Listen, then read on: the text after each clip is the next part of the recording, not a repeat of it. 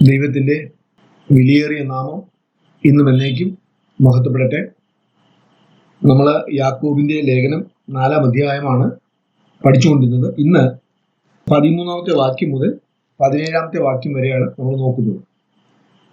ഇന്നോ നാളെയോ ഞങ്ങൾ ഇന്ന പട്ടണത്തിൽ പോയി അവിടെ ഒരാണ്ട് ചെലവഴിച്ച് വ്യാപാരം ചെയ്ത് ലാഭം ഉണ്ടാക്കും എന്ന് പറയുന്നവരെ കേൾക്കുവിൻ. നാളത്തേത് നിങ്ങൾ അറിയുന്നില്ലല്ലോ. നിങ്ങളുടെ ജീവൻ എങ്ങനെയുള്ളത്? അല്പനേരത്തേക്ക് കാണുന്നതും പിന്നെ മറഞ്ഞു പോകുന്നതുമായ ആവിയല്ലോ. കർത്താവിന് ഇഷ്ടമുണ്ടെങ്കിൽ ഞങ്ങൾ ജീവിച്ചിരുന്ന് ഇന്നിന്നത് ചെയ്യും എന്നല്ലയോ പറയേണ്ടത്. നിങ്ങളോ വമ്പു പറഞ്ഞ് പ്രശംസിക്കുന്നു. ഈ വക പ്രശംസയെല്ലാം തിന്മയാകുന്നു. നന്മ ചെയ്യുവാൻ അറിഞ്ഞിട്ടും ചെയ്യാത്തവന് അത് പാപം തന്നെ. ഈ ഭാഗത്ത് പ്ലാനിങ്ങിനെ കുറിച്ചാണ് പറയുന്നത്. ഒരു കാര്യം നമ്മൾ മുൻപേ പ്ലാൻ ചെയ്യുന്നു. പ്ലാൻ ചെയ്യാതെ പല കാര്യങ്ങളും നടക്കത്തില്ല. കാരണം ഒരു കുഞ്ഞിന് ഒരു മെഡിക്കൽ ഫീൽഡിലേക്ക് പോകണമെങ്കിൽ ആ മെഡിക്കൽ ഫീൽഡിലേക്ക് പോകുന്ന എൻട്രൻസിന്റെ തലേദിവസമല്ല ദൈവശബ്ദം കേൾക്കുന്നത്. കാരണം അതിന് മുൻപേ സയൻസ് ഗ്രൂപ്പ് എടുത്ത് പഠിക്കണം. നമ്മുടെ ജീവിതത്തിൽ അനേക പ്ലാനിങ് ഉണ്ട്. അപ്പൊ പ്ലാനിങ്ങിനെ വേദപുസ്തകം എതിർക്കുന്നില്ല. 1 കൊരിന്ത്യർ 16-ാം അധ്യായത്തിൽ പൗലോസിന്റെ ഒരു പ്ലാനിങ്ങിനെ നമ്മൾ കാണുന്നുണ്ട്. നമുക്കൊന്ന് വായിച്ചു കേൾക്കാം. 1 കൊരിന്ത്യർ 16-ന്റെ 3 മുതൽ 8 വരെയുള്ള വാക്യങ്ങൾ. ഞാൻ എത്തിയ ശേഷം നിങ്ങളുടെ ധർമ്മം യെരുശലേമിലേക്ക് കൊണ്ടുപോകുവാൻ നിങ്ങൾക്ക് സമ്മതമുള്ളവരെ ഞാൻ എഴുത്തോടുകൂടെ അയക്കും. ഞാനും പോകുവാൻ തക്കവണ്ണം അത് യോഗ്യമായിരുന്നാൽ അവർക്ക് എന്നോടുകൂടെ പോരാം. ഞാൻ മക്കദോനിയിൽ കൂടി കടന്ന ശേഷം നിങ്ങളുടെ അടുക്കൽ വരും. മക്കദോനിയിൽ കൂടിയാകുന്നു ഞാൻ വരുന്നത്. ഞാൻ പോകുന്നിടത്തേക്ക് നിങ്ങൾ എന്നെ യാത്ര അയപ്പാൻ തക്കവണ്ണം പക്ഷേ നിങ്ങളോടുകൂടി പാർക്കും. ഹിമകാലം കൂടെ കഴിക്കുമായിരിക്കും. കർത്താവ് അനുവദിച്ചാൽ കുറേ കാലം നിങ്ങളോടുകൂടി പാർപ്പാൻ ആശിക്കുന്നത് കൊണ്ട് ഞാൻ ഈ പ്രാവശ്യം കടന്നു പോകും വഴിയിലല്ല നിങ്ങളെ കാണുവാൻ ഇച്ഛിക്കുന്നത്. എഫെസോസിൽ ഞാൻ പെന്തക്കോസ്ത് വരെ പാർക്കും. വളരെ വ്യക്തമായി പൗലോസ് പ്ലാൻ ചെയ്യാണ്. എനിക്കറിയില്ല, നമ്മുടെ ഇന്നത്തെ പോലെ അഡ്വാൻസ്ഡ് ബുക്കിംഗ് ഒന്നും ഉള്ള കാലമല്ല. അതുകൊണ്ട് അഡ്വാൻസ്ഡ് ആയിട്ട് ബുക്കിംഗ് ചെയ്ത് കാണത്തില്ലായിരിക്കും. പക്ഷെ പുള്ളി വളരെ വ്യക്തമായി പ്ലാൻ ചെയ്യാണ്. ഇന്നിന്ന മാസം ഇന്നിന്ന സമയത്ത് ഞാൻ ഇന്ന സ്ഥലങ്ങളിൽ പാർക്കും. അപ്പോ പ്ലാനിങ്ങിനെ വേദപുസ്തകം എതിർക്കുന്നില്ല. നമുക്ക് പ്ലാൻ ചെയ്യാം. നമ്മുടെ മക്കൾക്ക് എന്താണ് പഠിക്കാൻ താല്പര്യം, അല്ലെ ഏത് കോഴ്സിനാണ് നമ്മൾ വിടാൻ പോകുന്നത്, ഇതിനെ ഒന്നുമല്ല വേദപുസ്തകം എതിർക്കുന്നത്. പക്ഷെ ഇവിടെ പറയുന്ന കാര്യം 13-ാമത്തെ വാക്യം, ഇന്നോ നാളെയോ ഞങ്ങൾ ഇന്ന പട്ടണത്തിൽ പോയി അവിടെ ഒരാണ്ട് ചെലവഴിച്ച് വ്യാപാരം ചെയ്ത് ലാഭം ഉണ്ടാക്കും എന്ന് പറയുന്നവരെ കേൾക്കുവിൻ. അപ്പോൾ അവര് ഒരു പട്ടണത്തിൽ പോയി ഇത്ര നാളവിടെ വ്യാപാരം ചെയ്ത് ഇത്രത്തോളം പണം ഉണ്ടാക്കുമെന്ന് പറഞ്ഞതല്ല പ്രശ്നം. അവരുടെ പ്രശ്നം 15-ാമത്തെ വാക്യമാണ്. എന്താണ് 15-ാമത്തെ വാക്യത്തിൽ പറയുന്നത്? കർത്താവിന് ഇഷ്ടമുണ്ടെങ്കിൽ ഞങ്ങൾ ജീവിച്ചിരുന്ന് ഇന്നത് ചെയ്യുമെന്നല്ലയോ പറയേണ്ടത്. അവര് പറയുന്നത് കർത്താവ് ഇഷ്ടപ്പെട്ടാലും ഇഷ്ടപ്പെട്ടില്ലെങ്കിലും, കർത്താവ് അനുവദിച്ചാലും അനുവദിച്ചില്ലെങ്കിലും, ഞാൻ ആഗ്രഹിച്ചത്, ഞാൻ പ്ലാൻ ചെയ്തത് നേടും എന്നുള്ള ആ കടുംപിടുത്തത്തെയാണ് വേദപുസ്തകം എതിർക്കുന്നത്. അല്ലാതെ പ്ലാനിങ്ങിനെ വേദപുസ്തകം എതിർക്കുന്നില്ല. മറിച്ച് പ്ലാനിങ് വളരെ നല്ലതാണ്. പ്ലാനിങ് നമ്മൾ ചെയ്തില്ലെങ്കിൽ പ്രശ്നം നമുക്കല്ല, പ്രശ്നം മറ്റുള്ളവർക്കാണ് പ്രശ്നം. ഒരുപക്ഷെ ഈ പ്ലാനിങ് ഒന്നും ഇല്ലാത്ത ആളുകളെ സംബന്ധിച്ച് അവർക്ക് അത് അഡ്ജസ്റ്റ് ജീവിക്കാൻ അറിയാം. പക്ഷെ ആ പ്ലാനിങ്ങിനോട് ബന്ധപ്പെട്ട ആളുകൾക്ക് അതിനോട് ബന്ധപ്പെട്ട് വളരെ സഫർ ചെയ്യേണ്ടി വരും. തീർച്ചയായിട്ടും പ്ലാനിങ് ഒക്കെ വളരെ നല്ലതാണ്. പക്ഷെ വേദപുസ്തകം എതിർക്കുന്നത്, ഞാൻ പ്ലാൻ ചെയ്ത കാര്യം അത് ഞാൻ നിവർത്തിക്കും. എങ്ങനെ നിവർത്തിക്കും? എൻ്റെ പണം കൊണ്ടും എൻ്റെ കഴിവ് കൊണ്ടും എൻ്റെ സ്വാധീനം കൊണ്ടും ഞാൻ നിവർത്തിക്കും. അതിനെ വേദപുസ്തകം വിളിക്കുന്നത് പ്രൈഡ് എന്നാണ്. സെൽഫ് കോൺഫിഡൻസ് മുതൽ ഏതൊരു കോൺഫിഡൻസും പാർട്ട് ഓഫ് പ്രൈഡ്. ക്രിസ്തു കേന്ദ്രീകൃതമായ ക്രിസ്തുവിലുള്ള കോൺഫിഡൻസ്, ക്രൈസ്റ്റ് കോൺഫിഡൻസ് അല്ലാതെ ഏതൊരു കോൺഫിഡൻസും പ്രൈഡാണ്. That is sin. ഇവിടെ ഇവരുടെ കഴിവിൽ, ഇവരുടെ വിദ്യാഭ്യാസത്തിൽ, അല്ലെങ്കിൽ ഇവരുടെ അറിവിൽ, ഇവരുടെ പണത്തിൽ, ഇവരുടെ പരിചയത്തിലുള്ള കോൺഫിഡൻസിലാണ് ഇവർ പറയുന്നത് ഞങ്ങള് ഇന്നിന്ന കാര്യങ്ങൾ ചെയ്യും. അപ്പൊ അത് പറയുന്നവരോട് യാക്കോബ് പറയുന്നൊരു കാര്യമുണ്ട്.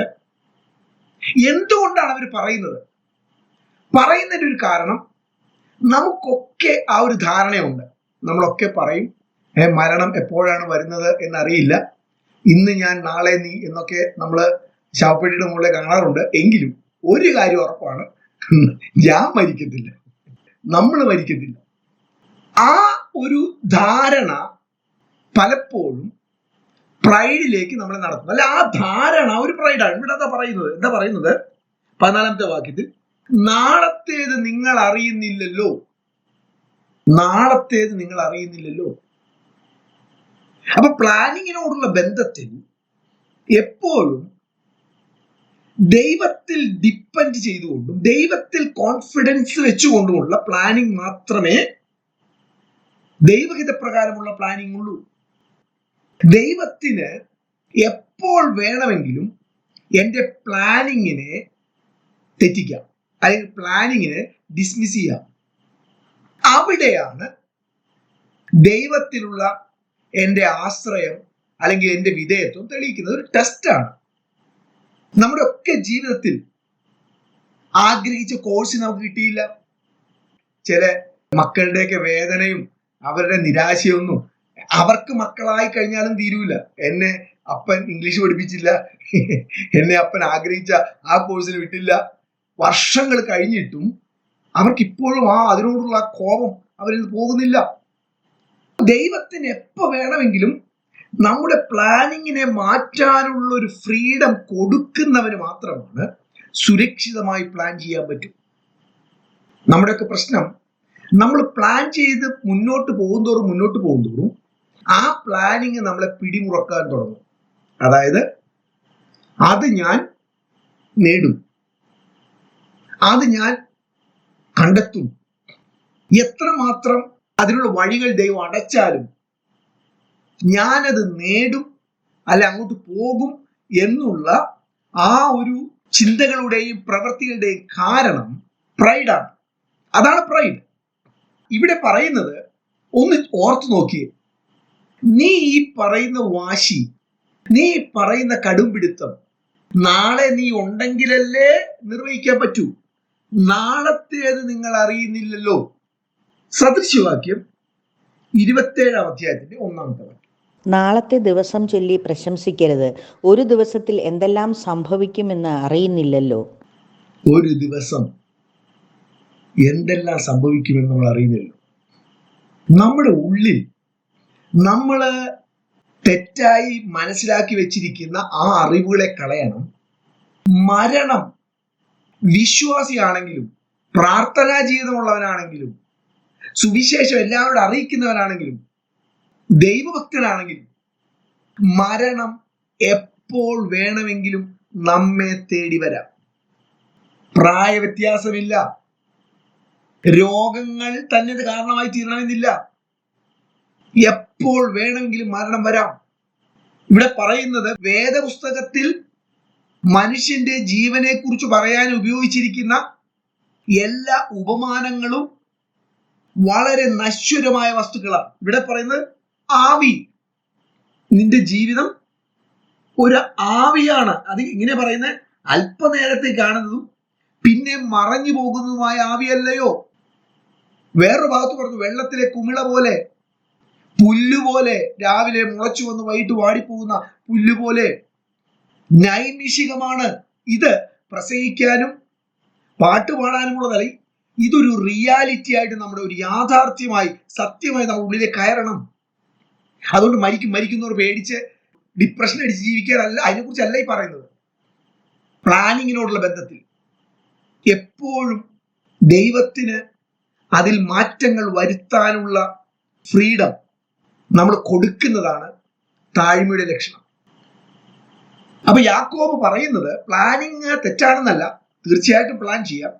പക്ഷെ പ്ലാൻ ചെയ്യുമ്പോൾ കർത്താവിന് ഇഷ്ടമുണ്ടെങ്കിൽ, പൗലോസ് 1 കൊരിന്ത്യർ 16-ാം അധ്യായം നമ്മൾ വായിച്ചപ്പോൾ അവിടെ പൗലോസ് പറഞ്ഞ വാക്കുണ്ട്, കർത്താവിന് ഇഷ്ടമെങ്കിൽ.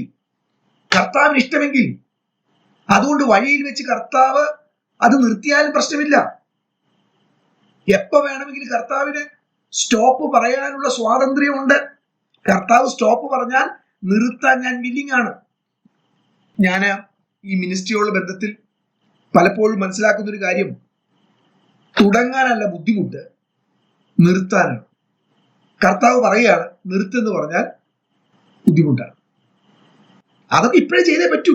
ആപ്ലിക്കേഷൻ നേരത്തെ അയക്കണം.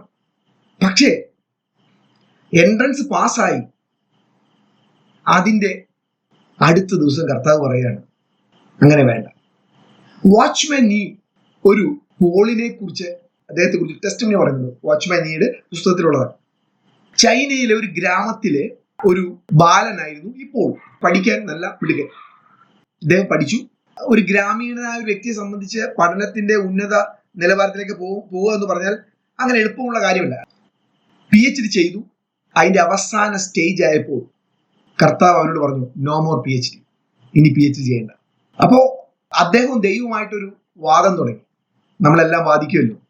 കർത്താവെ, ഒരു സാധാരണ പോള് പോയി ചൈനയിലെ ഗ്രാമങ്ങളിൽ പ്രസംഗിക്കുന്നതിനേക്കാൾ എത്രയോ പ്രയോജനമായിരിക്കും ഡോക്ടർ പോള് പോയി പ്രസംഗിച്ചാൽ. അങ്ങനെയൊക്കെ കുറെ തർക്കിച്ചും വാദിച്ചൊക്കെ മുന്നോട്ട് പോയി. പക്ഷെ അദ്ദേഹത്തിന് മനസ്സിലായി ദൈവം അദ്ദേഹത്തോട് ആവശ്യപ്പെട്ടു.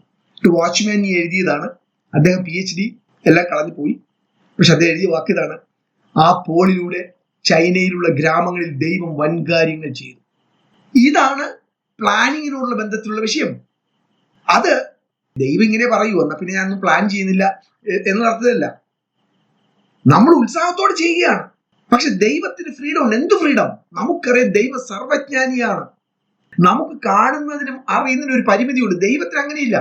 അപ്പൊ ദൈവത്തിന്റെ പദ്ധതിയുടെ കീഴിലേക്ക് എല്ലാം ഏൽപ്പിച്ചു കൊടുക്കാനുള്ള മനസ്സോടുകൂടെയാണ് നമ്മൾ കാര്യങ്ങൾ പ്ലാൻ ചെയ്യുന്നത്. കർത്താവിന് ഇഷ്ടമുണ്ടെങ്കിൽ ഞങ്ങൾ ജീവിച്ചിരുന്നത് ഇന്നത് ചെയ്യുമെന്നല്ലയോ പറയേണ്ടത്. അങ്ങനെ അല്ലാത്തതൊക്കെ പ്രൈഡാണ്. ഇവിടെ 16-ാമത്തെ വാക്യത്തിൽ പറയുന്നു, നിങ്ങളോ വമ്പ് പറഞ്ഞ് പ്രശംസിക്കുന്നു. ഈ വക പ്രശംസയെല്ലാം തിന്മയാണ്, അല്ലെങ്കിൽ ശരിയായ കാര്യമല്ല. ഇവിടെ പറയുന്ന ഏത് കോണ്ടെക്സ്റ്റിലാണ്? ഇവിടെ പറയുന്നത് നാളെക്കുറിച്ചുള്ള നിങ്ങളുടെ പ്രശംസകൾ, അല്ലെങ്കിൽ നാളെക്കുറിച്ചുള്ള നിങ്ങളുടെ പ്ലാനിങ്ങിലുള്ള കടുംപിടുത്തങ്ങൾ, അത് പറഞ്ഞിട്ട് നിങ്ങൾ പ്രശംസിക്കുന്നു. ഇത് തിന്മയാണ്. അടുത്ത വാക്യം, ശരിയായത് ചെയ്യാൻ അറിഞ്ഞിട്ടും അത് ചെയ്യുന്നില്ലെങ്കിൽ അത് പാപമാണ്. നമ്മൾ ബൈബിൾ സ്റ്റഡിയിൽ പങ്കെടുക്കുമ്പോഴും ഒരു മെസ്സേജ് കേൾക്കുമ്പോഴും മനസ്സിലാക്കേണ്ട ഒരു കാര്യം, നമ്മളത് അറിഞ്ഞു കഴിഞ്ഞാൽ പിന്നെ അത് നമുക്കൊരു പാപമാണ് ചെയ്തില്ലെങ്കിൽ. കേട്ട് കഴിഞ്ഞാൽ പിന്നെ ഞാൻ ഉത്തരവാദിയാണ് അത് നിർവഹിക്കാൻ. 5-ാം അധ്യായം 1-ാമത്തെ വാക്യം, അല്ലയോ ധനവാന്മാരെ, നിങ്ങളുടെ മേൽ വരുന്ന ദുരിതങ്ങൾ നിമിത്തം കരയുകയും ഉച്ചത്തിൽ നിലവിളിക്കുകയും ചെയ്യും. നമ്മൾ എപ്പോഴും മനസ്സിലാക്കേണ്ട ഒരു കാര്യം, ദൈവരാജ്യത്തിൽ ഒരു സിസ്റ്റമുണ്ട്, ലോകത്തിൽ ഒരു സിസ്റ്റമുണ്ട്. ദൈവരാജ്യത്തിൽ ഒരു നിയമമുണ്ട്, ലോകത്തിൽ ഒരു നിയമമുണ്ട്. ദൈവരാജ്യത്തിൽ ഒരറിവുണ്ട്, ലോകത്തിൽ ഒരറിവുണ്ട്. ഇത് തമ്മിൽ കോൺട്രഡിക്ടറി ആണ്, വൈരുദ്ധ്യമാണ്, ഒന്നിനൊന്ന് വിപരീതമാണ്. നമ്മൾ ദൈവരാജ്യത്തിലായിരിക്കുമ്പോൾ നമ്മുടെ ബുദ്ധിമണ്ഡലത്തിൽ, അറിവിൽ ഏത് കാര്യമാണ് നിറഞ്ഞു നിൽക്കുന്നത്? ലോകത്തിൻ്റെതാണോ ദൈവരാജ്യത്തിൻ്റെയാണോ? നമ്മൾ മുമ്പൊരു ക്ലാസ്സിൽ പഠിച്ചു, ഉയരത്തിൽ നിന്നുള്ള ജ്ഞാനവും ഭൗമിക ജ്ഞാനവും. ദൈവരാജ്യത്തിൽ വന്ന നാം ദൈവരാജ്യത്തിലെ മാനദണ്ഡങ്ങളും ദൈവരാജ്യത്തിലെ ജ്ഞാനവും ദൈവരാജ്യത്തിലെ സിസ്റ്റവും അതാണ് നാം ഫോളോ ചെയ്യേണ്ടത്, ലോകത്തിന്റെ കഷ്ടമല്ല. ഇവിടെ യാക്കോബ് പറയുകയാണ്, അല്ലയോ ധനവാന്മാരെ, നിങ്ങളുടെ മേൽ വരുന്ന ദുരിതങ്ങൾ നിമിത്തം കരയുകയും ഉച്ചത്തിൽ നിലവിളിക്കുകയും ചെയ്യുവിൻ. ധനികരോട് അവിടെ ലോകത്തിന്റെ ഒരു ഭാഷയല്ല യാക്കോബ് ഉപയോഗിക്കുന്നത്. ആരോട് കരയാനായിരിക്കും ലോകം പറയുന്നത്? ലോകം ആരോട് കരയാനായിരിക്കും പറയുന്നത്?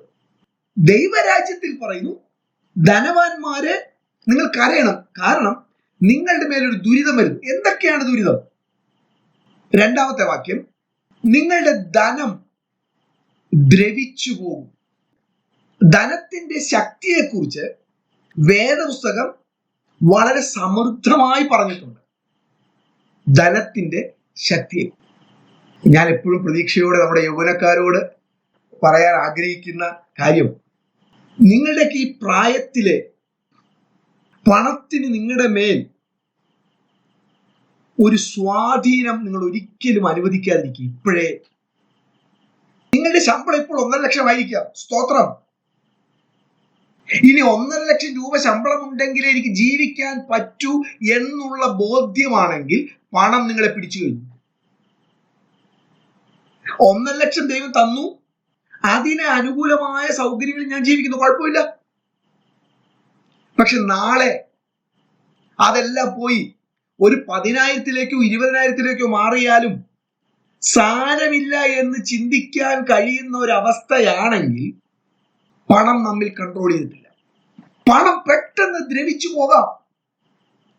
അത് ദ്രവിച്ചു പോകാതിരിക്കാനാണ് നമ്മൾ കൂടുതൽ കൂടുതൽ സ്റ്റോർ ചെയ്തത്. കാരണം അടിയിൽ നിന്ന് ദ്രവിച്ചു പോയാലും മോളിൽ നിന്ന് ഇങ്ങനെ എടുത്തോണ്ടിരിക്കും. ദുരിതങ്ങൾ, നിങ്ങളുടെ മേൽ വരുന്ന ദുരിതങ്ങൾ നിമിത്തം അവിടെ പറഞ്ഞ വാക്കുകൾ എന്താണെന്നറിയാമോ? കരഞ്ഞ് മുറയിടുവിൻ. നമുക്കറിയാം കരച്ചില് പലതരത്തിലുണ്ട്. ഒരു സാധാരണ കരച്ചിലുണ്ട്, അലറിക്കരച്ചിലുണ്ട്. ഇവിടെ പറയുന്നത് അലറിക്കരച്ചിലാണ്. അപ്പൊ ഒന്നാമത്തെ കാര്യം എന്താണ് ദുരിതങ്ങൾ? ധനം ദ്രവിച്ചു പോകാം. ദൈവത്തിന്റെ പ്രത്യേകത എന്ന് പറയുന്നത് ദൈവത്തിന്റെ കരത്തിലേക്ക് നമ്മൾ ഏൽപ്പിച്ചു കൊടുത്താൽ അതത് സമയത്ത് ദൈവം മനോഹരമായി കാര്യങ്ങൾ ചെയ്യും.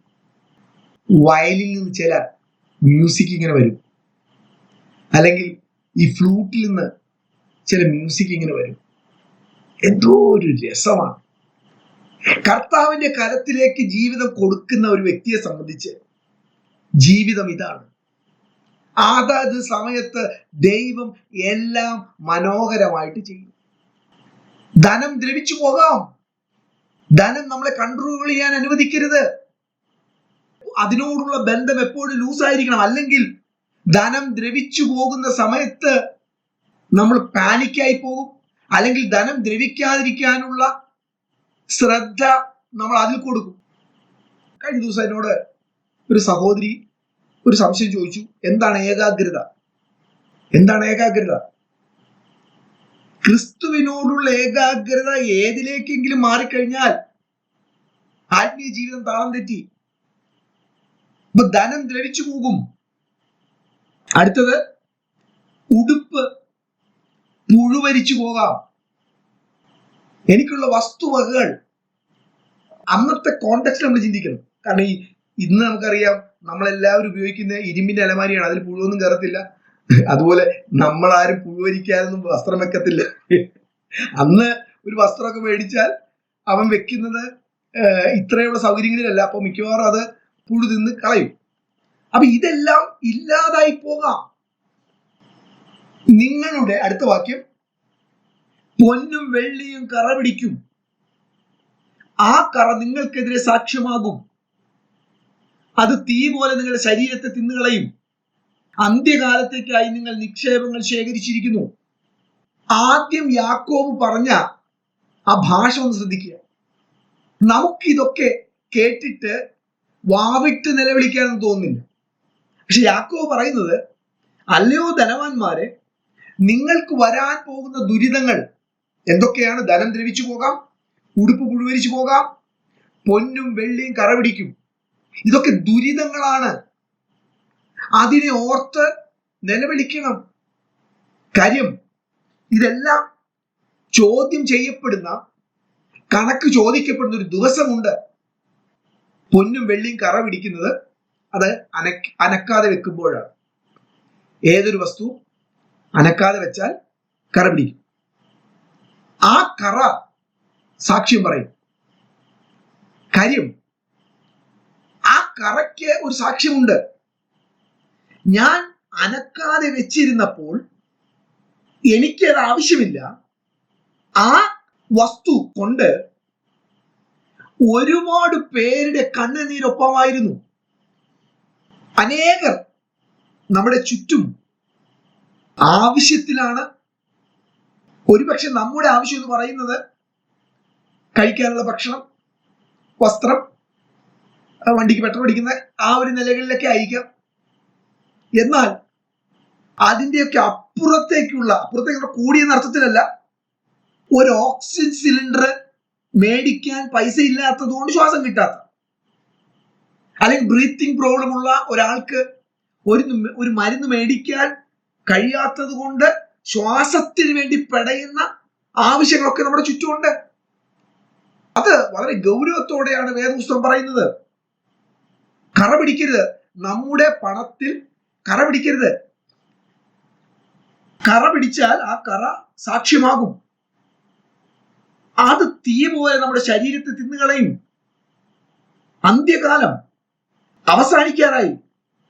ആ കാലഘട്ടത്തിൽ നിക്ഷേപങ്ങൾ ശേഖരിച്ചു വെച്ചിരിക്കുന്നു. എന്നിട്ട് 4-ാമത്തെ വാക്യത്തിൽ, നിങ്ങളുടെ നിലങ്ങൾ കൊയ്ത വേലക്കാരുടെ കൂലി നിങ്ങൾ ചതിവിൽ പിടിച്ചുവല്ലോ, അത് നിങ്ങളുടെ അടുക്കൽ നിന്ന് നിലവിളിക്കുന്നു. കൊയ്തവരുടെ നിലവിളി സൈന്യങ്ങളുടെ കർത്താവിന്റെ ചെവിയിൽ എത്തിയിരിക്കുന്നു. ഇതൊക്കെ അന്നത്തെ കോണ്ടെക്സ്റ്റിലും ഇന്നത്തെ കോണ്ടെക്സ്റ്റിലും ഉണ്ട്. പക്ഷെ കേരളത്തിലും നമുക്ക് അത് വളരെ കുറവാണ്. വടക്കേന്ത്യയിലൊക്കെ, കർണാടകത്തിലൊക്കെ ഉണ്ട്. കർണാടകത്തിലെ ഒരു കാര്യം ഒരു മിഷണറി എന്നോട് പറഞ്ഞത്, അവിടെയുള്ള മുതലാളിമാർ അവരുടെ പണിക്കാർക്ക് പണം കടം കൊടുക്കും. പണം കടം വാങ്ങിക്കുന്ന പണിക്കാർക്ക് വലിയ സന്തോഷമായി, ഞങ്ങളുടെ മുതലാളി നല്ലവനാണ് ചിന്തിച്ചു. പക്ഷെ എന്താ വിഷയം എന്ന് വെച്ചാൽ, അവരുടെ ജീവിതകാലത്ത് അവർക്ക് പണം തിരിച്ചു കൊടുക്കാൻ പറ്റത്തില്ല. ജീവിതകാലം മുഴുവൻ ഇയാളുടെ അടിമയായി അയാൾ അവിടെ ജീവിക്കണം. അന്നത്തെ കോണ്ടെക്സ്റ്റിൽ ഒരു കാര്യം യാക്കോബ് പറയുകയാണ്, വേലക്കാര് പണിയെടുത്തു, പാടത്ത് പണിയെടുക്കുന്ന വേലക്കാർ പണിയെടുത്തു, പക്ഷെ അവർക്ക് കൊടുക്കേണ്ട പണം ചതിവിൽ നിങ്ങൾ പിടിച്ചു വെച്ചു. വേദപുസ്തകത്തിൽ പല ഭാഗത്തും അവരുടെ നിലവിളി എന്റെ അടുക്കൽ എത്തി എന്ന് ദൈവം പറയുന്നുണ്ട്. അവരുടെ നിലവിളി എന്റെ അടുക്കൽ എത്തി. ഇവിടെയും അത് പറയാണ്, അവരുടെ നിലവിളി എന്റെ അടുക്കൽ എത്തി. ഞാൻ വിശ്വസിക്കുന്നത് ആ നിലവിളി എന്ന് പറയുന്നത് വിശ്വാസികളുടെ നിലവിളി തന്നെ ആകണമെന്നില്ല, പ്രാർത്ഥനയിലുള്ള നിലവിളിയല്ല. എല്ലാ മനുഷ്യരും ദൈവത്തിന്റെ മക്കൾ തന്നെയാണ്, ദൈവത്തിന്റെ മക്കൾ. പക്ഷെ അവരത് അംഗീകരിക്കുന്നില്ല, അതുകൊണ്ടാണ് അവർ രക്ഷിക്കപ്പെടാത്തത്. മനുഷ്യന്റെ പീഡനങ്ങൾ, ഏതൊരു മനുഷ്യന്റെ നിലവിളി ദൈവസന്നിധി ചെല്ലുന്നു, അത് അവന്റെ രക്ഷയ്ക്കോ നിത്യതയ്ക്കോ കാരണമായി തീരുന്നില്ല. പക്ഷെ അവന്റെ ആ പ്രശ്നത്തിൽ ഒരു പരിഹാരത്തിനായിട്ടുള്ള ഒരു ഇടപെടൽ ഉണ്ടാകുമായിരിക്കും. ഇവിടെ അങ്ങനെയുള്ളവരുടെ നിലവിളി സൈന്യങ്ങളുടെ കർത്താവിന്റെ ചെവിയിൽ എത്തിയിരിക്കുന്നു. നമുക്കത് സംഭവിക്കരുത്. നമ്മുടെ അടുക്കൽ പണിയെടുക്കുന്നവർക്ക് അവരുടെ കണ്ണുനീര് നമ്മുടെ മുറ്റത്ത് വീഴരുത്. എന്നെ വേദനിപ്പിക്കുന്ന ഒരു കാര്യം, ഞാൻ അന്ന് പറഞ്ഞ ഉദാഹരണമാണ്, ഒന്നുകൂടെ പറയുകയാണ്. നമ്മൾ ഹോട്ടലിൽ കഴിക്കാൻ പോകുന്നു, ഒരു ഫുഡ് ഐറ്റം കൂടി വാങ്ങിച്ചപ്പോൾ 1000 രൂപ കൂടി. അത് കഴിച്ചില്ലെങ്കിൽ കുഴപ്പമില്ലായിരുന്നു, പക്ഷെ അതുകൂടി കഴിച്ചപ്പോൾ 1000 കൂടി, നമുക്ക് ബുദ്ധിമുട്ടില്ല. അല്ലെങ്കിൽ ഹോട്ടലിൽ നിന്ന് ഇറങ്ങിയപ്പോൾ 50 രൂപ 100 രൂപ ടിപ്പ് കൊടുത്തു. പക്ഷെ മാർക്കറ്റിൽ പോയപ്പോൾ ഒരു പ്രായമുള്ള അമ്മച്ചി ചെറുനാരങ്ങ വെക്കുന്നു. ആ അമ്മച്ചിയുടെ 5 രൂപ ബാർഗെയിൻ ചെയ്ത് വാങ്ങിച്ചപ്പോ അത് കഴിയുമ്പോൾ നമുക്കൊരു അഭിമാനമുണ്ട്. എന്താ ഇത്, 5 രൂപ ഞാൻ നേടി. അതൊന്നും വേണ്ട ദൈവമക്കളെ. കാരണം അവരുടെ ഒന്നും നിലവിളി ഉണ്ടാകണ്ട. നമുക്കറിയാം, ഈ ലോകത്തിൽ ഉള്ള ജീവിതത്തിൽ ജീവിത സൗകര്യങ്ങൾ എല്ലാവർക്കും ഒരുപോലെയല്ല. ഇപ്പൊ ഞാനൊക്കെ അനുഭവിക്കുന്ന സൗകര്യങ്ങൾ വളരെ അധികമാണ്. ഞാനൊക്കെ ട്രാവൽ ചെയ്ത് മിക്കവാറും AC-യിലാണ്, ട്രെയിനിലൊക്കെ. എന്നാൽ എനിക്കറിയാം, നോർത്ത് ഇന്ത്യയിലൊക്കെ, പ്രത്യേകിച്ച് നോർത്ത് ഈസ്റ്റിലേക്കൊക്കെ പോകുമ്പോൾ ജനറൽ കമ്പാർട്ട്മെന്റിൽ ഇടിച്ച് 2 ദിവസവും 3 ദിവസവും ഞെരുങ്ങി കഷ്ടതയിൽ യാത്ര ചെയ്യുന്ന ഒരു സമൂഹമൊക്കെ ഉണ്ട്. നമ്മുടെ അവസ്ഥ അങ്ങനെ. നമുക്ക് ദൈവം ഒരുപാട് സൗകര്യങ്ങൾ തന്നിട്ടുണ്ട്. ഇപ്പൊ നമ്മളെ മറ്റുള്ളവരെക്കാൾ ഉയർന്ന ഒരു ജീവിത നിലവാരമാണ് നമ്മളെല്ലാവരുടെയും. അതുകൊണ്ട് ആ നിലവാരം ഇല്ലാത്ത ഒരാളെ കുറിച്ചുള്ള നമ്മുടെ കരുതൽ അധികമായിരിക്കണം. അതാണ് ഇവിടെ പറയുന്നത്. നിലം കൊയ്തവരുടെ കൂലി പിടിച്ചു വെച്ചാൽ അവരുടെ നിലവിളി സൈന്യങ്ങളുടെ യഹോവയുടെ ചെവിയിൽ ചെല്ലും. ഇവിടെ യാക്കോബ് അത് പറഞ്ഞിട്ട് അടുത്ത വാക്യത്തിൽ പറയുന്നു, ഈ പിടിച്ചു വെച്ചു എന്ന് പറയുന്ന നിങ്ങൾ, 5-ാമത്തെ വാക്യം, ഭൂമിയിൽ ആഡംബരത്തോടെ സുഖിച്ച് പുളച്ച് കൊല ദിവസത്തിൽ എന്ന പോലെ നിങ്ങളുടെ ഹൃദയത്തെ കൊഴിപ്പിച്ചിരിക്കുന്നു. കൊല ദിവസത്തിലേക്ക് എന്ന് പറയുന്നത് യാഗം കഴിക്കാനുള്ള മൃഗത്തെ അവര് നന്നായി തീറ്റിപ്പോറ്റും. എന്നിട്ട് ഒരു ദിവസം അതിനെ കൊല്ലും. അതുപോലെ നിങ്ങൾ ആഡംബരത്തോടെ സുഖിച്ചു പുളച്ച് നിങ്ങളെ കൊഴിപ്പിക്കുകയാണ്. അതുപോലെ യാഗമൃഗത്തെ കൊഴിപ്പിച്ച് കൊല്ലുന്നത് പോലെ. 6-ാമത്തെ വാക്യം, നിങ്ങൾ നീതിമാനെ കുറ്റം വിധിച്ചു കൊന്നു, അവൻ നിങ്ങളോട് ചേർത്ത് നിന്നതുമില്ല. ഒരു പക്ഷേ അന്നത്തെ കോണ്ടെക്സ്റ്റിനേക്കാൾ ഒരുപാട് ഇന്നത്തെ കോണ്ടെക്സ്റ്റ് മാറി. അന്നത്തെ അടിമകൾ, അന്നത്തെ ദരിദ്രർ, അവർക്ക് യാതൊരുവിധ അവകാശങ്ങളുമില്ല. എന്നാൽ കേരളം പോലുള്ള സംസ്ഥാനങ്ങൾ അങ്ങനെയൊന്നുമല്ല, നമുക്ക് ഒരുപാട് അവകാശങ്ങളുണ്ട്, അങ്ങനെയൊന്നും പെട്ടെന്ന് ചെയ്യാൻ പറ്റില്ല. അപ്പൊ ആ ഒരു കോണ്ടെക്സ്റ്റിൽ പറയുകയാണ്, ഒരു നീതിമാനായ മനുഷ്യനാണ്, പക്ഷെ അവൻ പാവപ്പെട്ടവനായതുകൊണ്ട്, അവന് സംസാരിക്കാൻ ആളില്ലാത്തതുകൊണ്ട് അവനെ നിങ്ങൾ കുറ്റം വിധിച്ച് കൊന്നു, അവന് ചെറുത്ത് നിൽക്കാനുള്ള ശക്തിയില്ലായിരുന്നു. എനിക്ക് വലിയ സന്തോഷം തോന്നി. ഒരു മനുഷ്യൻ അദ്ദേഹത്തിന്റെ മകൻ സ്കൂളിലേക്ക് പോകുന്ന സമയത്ത് ഒരു ഉപദേശം കൊടുത്തു. മോനെ, ഇന്ന് സ്കൂളിൽ പോകുമ്പോൾ ആർക്കും വേണ്ടാത്ത ചില പിള്ളേർ കാണും, ഈ ആരും കൂട്ടുപിടിക്കാത്ത. നീ അവരുമായിട്ട് ചങ്ങാത്തം ഉണ്ടാക്കണം. ബാക്കി എല്ലാവരെയും കൂട്ടുപിടിക്കാൻ ഒരുപാട് പേര് കാണും, പക്ഷെ ഇങ്ങനെയുള്ള കുറച്ച് പേരുണ്ടാവും. നമ്മളുടെയും ജീവിതത്തിൽ ആ കാര്യങ്ങൾ നമ്മൾ ശ്രദ്ധിക്കുക. ചെറുത്ത് നിൽക്കാൻ കഴിവില്ലാത്തത് കൊണ്ട് കുറ്റം വിധിക്കപ്പെടുന്നവർ. നമ്മളിവിടെ നിർത്തുന്നു.